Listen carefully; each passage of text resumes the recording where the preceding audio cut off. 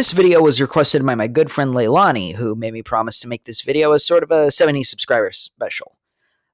If you have video ideas, or if you'd like to vote on ideas I already had, please vote in the SurveyMonkey poll in the description, or DM me on Instagram. I'm at ChimeraFilmsYT. I distinctly remember when a little film called Avengers Infinity War was gearing up to come to theaters, and the people behind it described it as, quote, the most ambitious crossover event in history. And while many people think this is just hyperbole, I genuinely think that in terms of scale and ambition, Infinity War, and subsequently Endgame, provide the most ambitious crossover event in history. However, just because you're more ambitious doesn't mean you're going to be the best. Because that title goes to Batman vs. the Teenage Mutant Ninja Turtles. Cowabunga!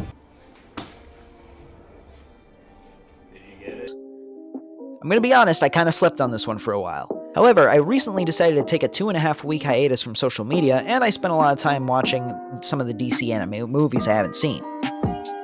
And of course, one of them was Batman vs. TMNT, and to nobody's surprise, I really liked it. But what stuck out to me is just how well these two IPs mesh together.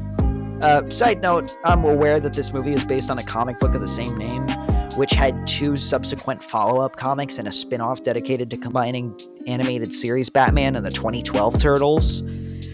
For the purposes of this video essay, I'll be exclusively looking at the narrative concepts and moments of the film.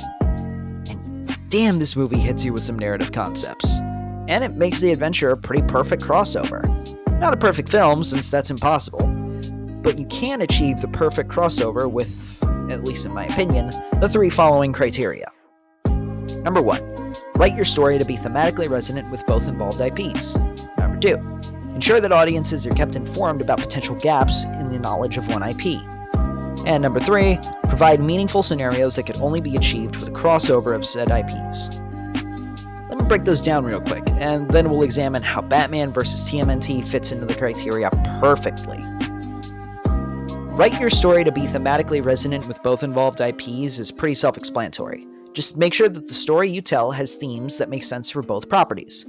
Like, okay, imagine a crossover between Spider-Man and Prototype, as a randomly generated example.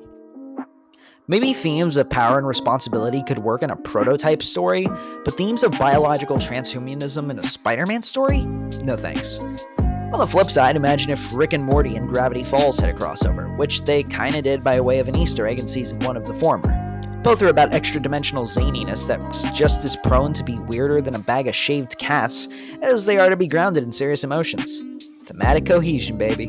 Thematic cohesion. Also, make sure that both franchises are tonally sound. Like, weird example, but Alvin and the Chipmunks and Fast and Furious are both franchises surrounded by the family theme, but I guarantee that Martin Scorsese himself couldn't make that crossover work. Sometimes an audience will watch a crossover with no prior knowledge of one of the properties they're watching. As a personal example, I started watching The Flash in season 1 without having seen Arrow at all. So when Flash vs. Arrow came out, I was scared I'd be lost. This thankfully wasn't the case, as both episodes of Flash vs. Arrow gave enough exposition that new viewers of either program wouldn't be lost, but enticed them to want to learn more about the show. Definitely got me to Arrow for a few seasons. My point here is that no matter what you're combining, just make sure that you give your audience enough exposition that they'll understand either thing if they're new to either thing. Sometimes you can only get certain situations with a crossover. Iron Man would only ever fight Loki by crossing over with Thor in the Avengers. Spawn would only fight Scorpion by crossing over into Mortal Kombat. But these scenarios need to be meaningful. Spawn's appearance in Mortal Kombat 11 is cool, same with Joker, Terminator, and RoboCop, but of those 4, the only one that holds any weight is Joker, as he directly references the events of Mortal Kombat vs. DC Universe, and he references Injustice, where he's clashed with Scorpion, Sub-Zero, and Raiden. So don't cross over for the sake of it, give that crossover a certain logic, and ensure that characters would encounter scenarios they could only encounter by crossing over. Well, those are my criteria for a good crossover. Those aren't rules, just my personal guidelines, and I'd be interested to hear yours in the comments. In any case, let's see how Batman vs. Ninja Turtles fares. Is this movie thematically resonant for both Batman and the Ninja Turtles? Absolutely. The Turtles have grown beyond their usual arc of working as a team and a family, as has Batman. Both are comfortable with their teams/families, but now it's the clashing of teams, of four brothers in the Bat family, that drives the internal conflict within the story. Does Batman vs. TMNT provide enough backstory for both Batman and the Turtles that people who are new to either can follow along?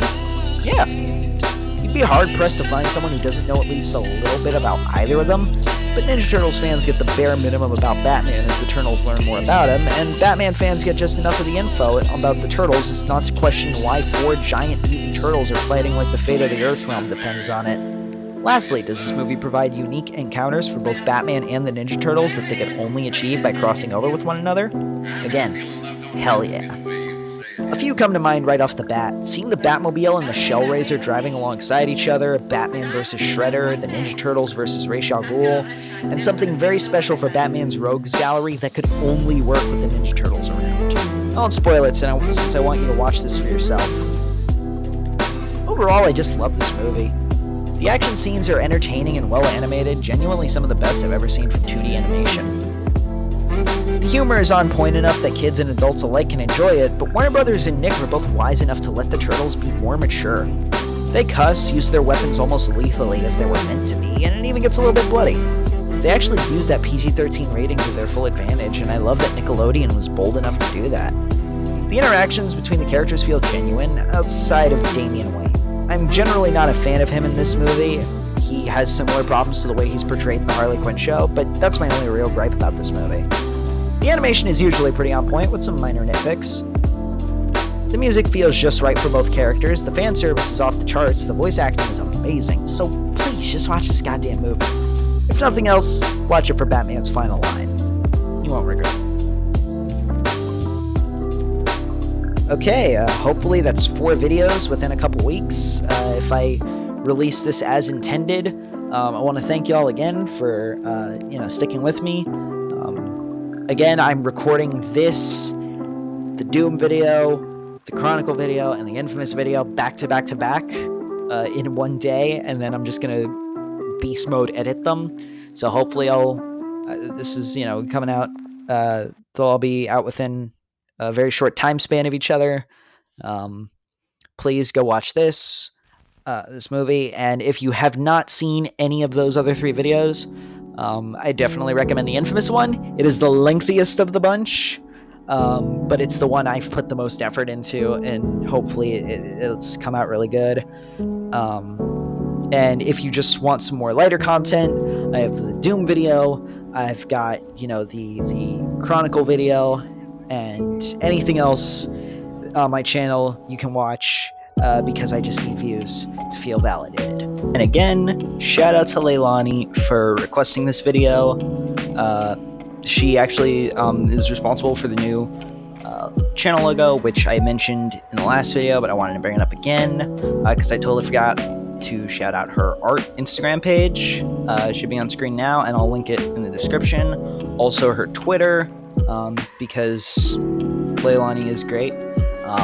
That's really all I got for you guys. Remember, go follow Leilany on Instagram and Twitter. Follow me on Instagram while you're at it. Do my poll, all that jazz. And as always, this has been Come Here Films. I've been Steven. You've been awesome. I'll speak to you guys later. Peace out.